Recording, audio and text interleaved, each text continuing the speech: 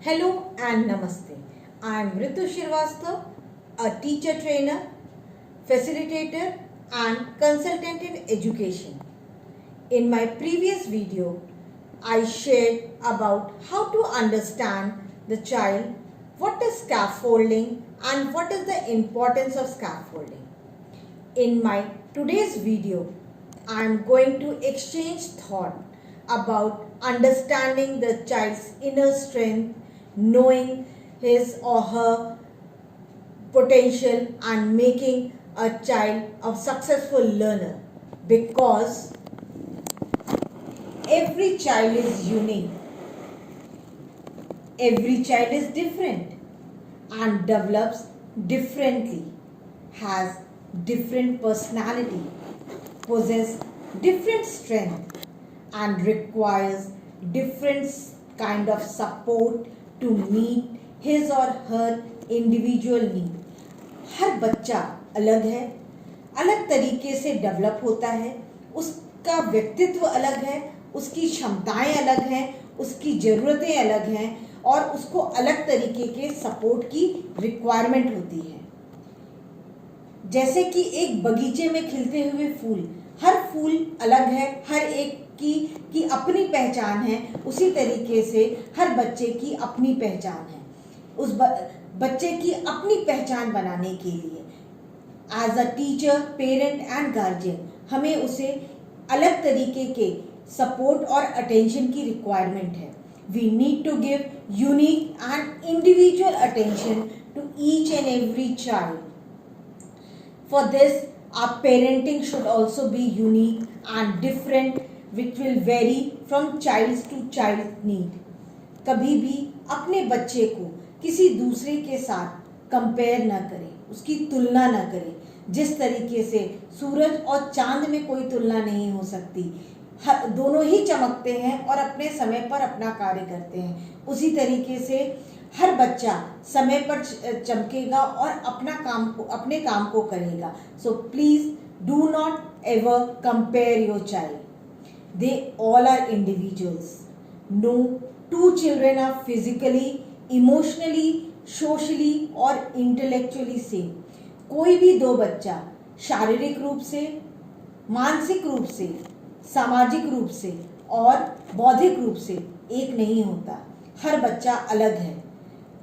If there is a common need, अगर उसकी एक जैसी क्षमताएं भी हैं, एक जैसी ज़रूरतें भी हैं, एक जैसा कैरेक्टरिस्टिक्स भी है, एक पर्टिकुलर एज में हर बच्चे का देखने में लगता है कि हर बच्चे की ज़रूरतें एक जैसी हैं, लेकिन as a parent, as a guardian, as a teacher हमें उसकी जो एक यूनिकनेस है उसको समझना होगा और उसकी इंडिविजुअलिटी को रिस्पेक्ट करना होगा। Again I will repeat, every child is individual, every person is individual. So always try to giving right things to the child, because every child's demand and requirement is different.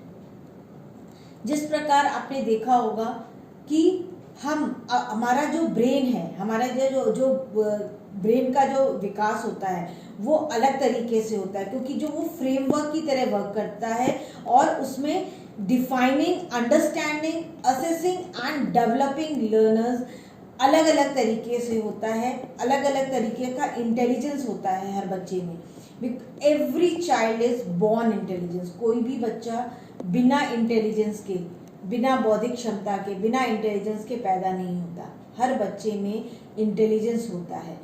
We get inputs, जहाँ पे हमें जो input है वो अलग अलग तरीके से मिलता है। सूंघने से, टेस्ट करने से, किसी काम को काइनेस्थेटिकली उसको टच करने से, उसको विजुलाइज करने से, उसको सुनने से, ये सारी हमें इनपुट्स मिलती हैं जो हमारे ब्रेन में जाती है, जहाँ पर ग्लोबली और एनालिटिकली ब्रेन जो है उसको एनालाइज करता है और कॉन्क्रीट से एब्स्ट्रैक्ट की ओर, रैंडम से सीक्वेंस की ओर और मल्टीटास्किंग से सिंगल टास्क की ओर चीज़ों को ले जाता है और उसका जो आउटपुट होता है वो अलग अलग तरीके से 8 अलग अलग तरीकों से वो आउटपुट होता है और ये ही आउटपुट जो है ये समय के साथ इसी को हम मल्टीपल इंटेलिजेंस कहते हैं। हर बच्चे में मल्टीपल इंटेलिजेंस होता है। ये मल्टीपल इंटेलिजेंस क्या है, इसके बारे में मैं आपको थोड़ी जानकारी देना चाहूँगी।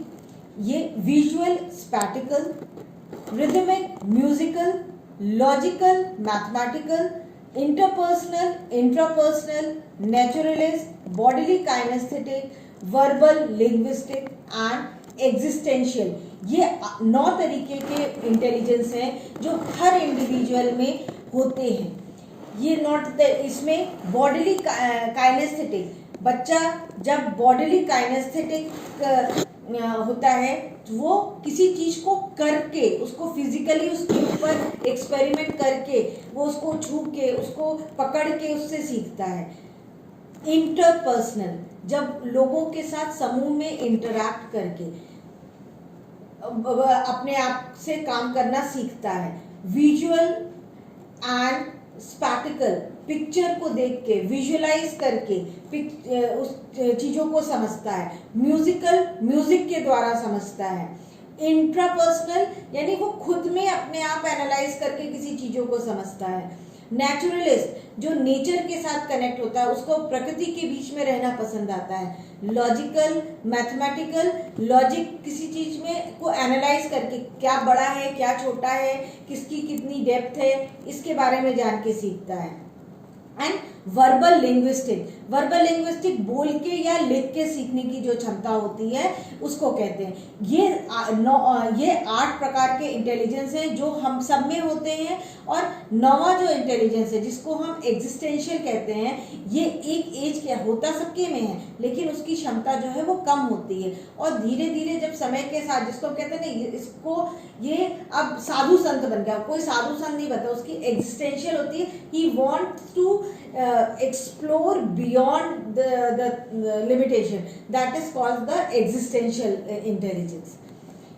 So as an individual, please try to identify the intelligence of the child, which intelligence are active, कौन सा ऐसा है जो एक्टिव है, डोमिनेंट है, और कौन सा ऐसा है जो रेसेसिव है, थोड़ा सा दबा हुआ है।